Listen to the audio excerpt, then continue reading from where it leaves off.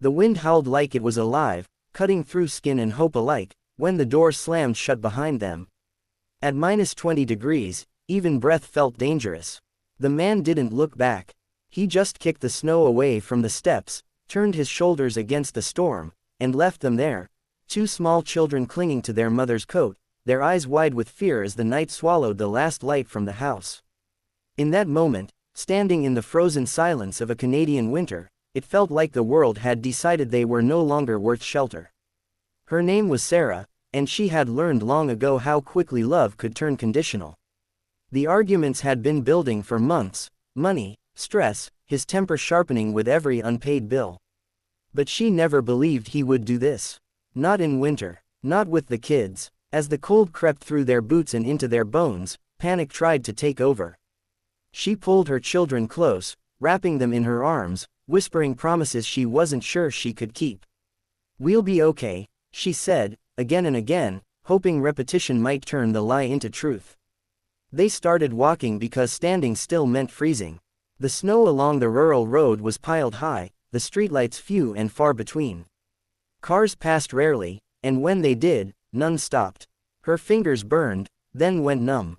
Her youngest, Noah, began to cry softly, his tears freezing on his lashes.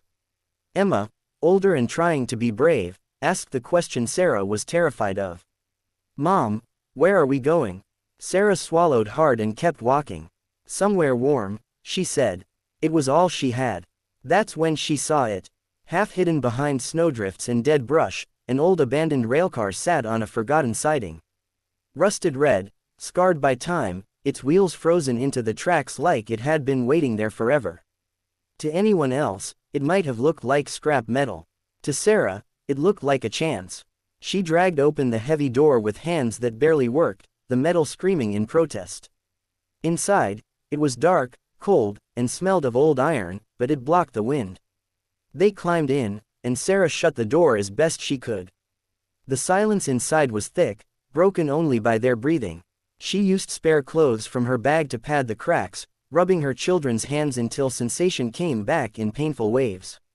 She stamped her feet, paced the narrow space, and prayed.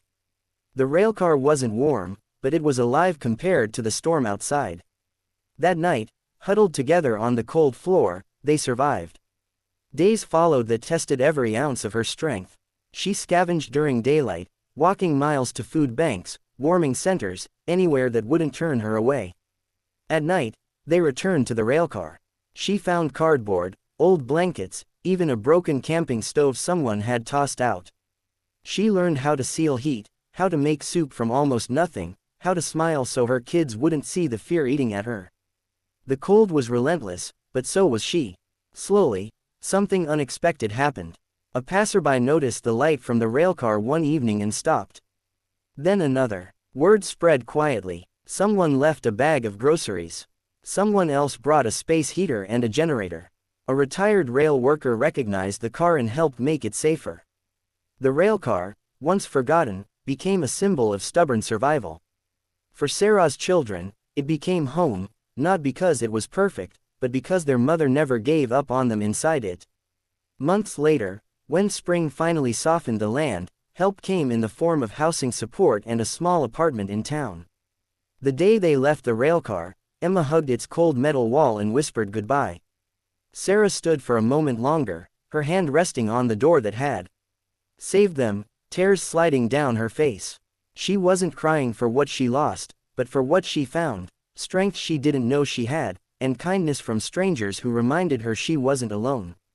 Some winters break people, others reveal them. In the harshest cold, when someone tried to erase them from the world, they found shelter not just in an abandoned railcar, but in resilience, community, and a mother's refusal to let the cold win. And long after the snow melted, that lesson stayed warm inside them.